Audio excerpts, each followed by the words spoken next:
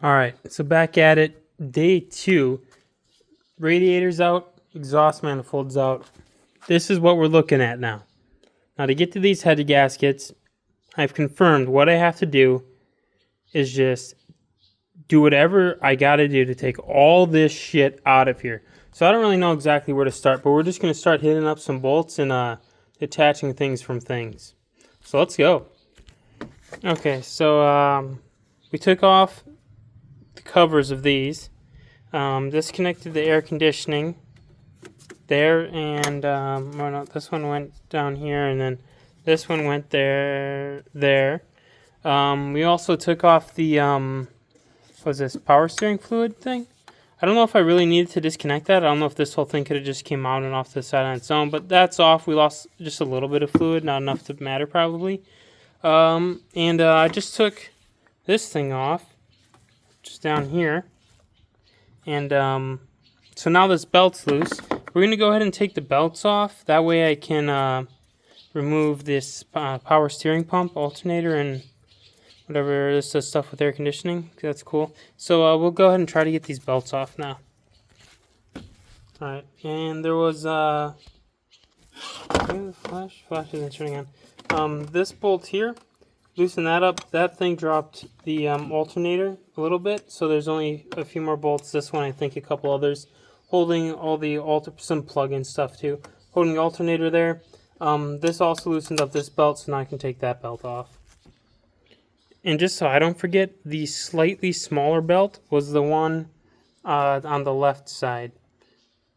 The slightly bigger one was the one on the right side. I will forget that. Okay, so we're pulling out this bolt. This little doohickey was in the back of it, back in here. So that's out. Pull this thing through. Let's see what else is holding the alternator in place. So I guess there's a piece on the back part of here, attaching it to the air conditioning thing here, I think. So we're just going to take these two out together. Alright, so this wasn't too bad. We had 2 bolts back here. We had a bolt over there. And there was a bolt in the front here. Not that one hanging out. Where was it? Right there. It was that one. And that one. They were all the same size, all 14 millimeters. Now this thing's clearly loose and ready to come out. So we just have to, I'm going to take this these cords off of it. Little plug here, clip here. We'll unbolt that, pull this thing off, and then there's another clip down there. And then we'll just pull the wires off to the side, and we'll take both of these out. Alright, but boom. That's the alternator unclipped, and this whole hunk can come out. Alright, and I went ahead and started those bolts where they came from, so I don't lose them. I will. And so I'm moving over to this thing now. It looks like we have a bolt down here. There's some other bolts around there. I think I just need to take this little tiny clip off. And this, I'm guessing this goes up into the steering wheel somewhere. Don't know what's going to come out of here when I take that off. But looks like just a few bolts, this and that clip. And this should be able to come out too. Alright, and this bad boy's coming out. So we, yeah, it was that clip. And then there was this bolt here. There's a bolt here, and then there was the one more right here, I think. So it's just those 3 main bolts in this clip. I also took this off. I'm assuming that's probably stuck good. I'm assuming all these are going to have to come off eventually as well. But anyway, so there's the power steering pump, alternator, and the air conditioner all out of the way now. So I assume we're going to have to take off that belt cover eventually. But for now, I think I want to just keep peeling stuff off the top. So we're going to go with the air intake next. And looks like some big bolts. I don't think that should be too hard. Unplug some stuff. And we'll have the air intake out of the way then.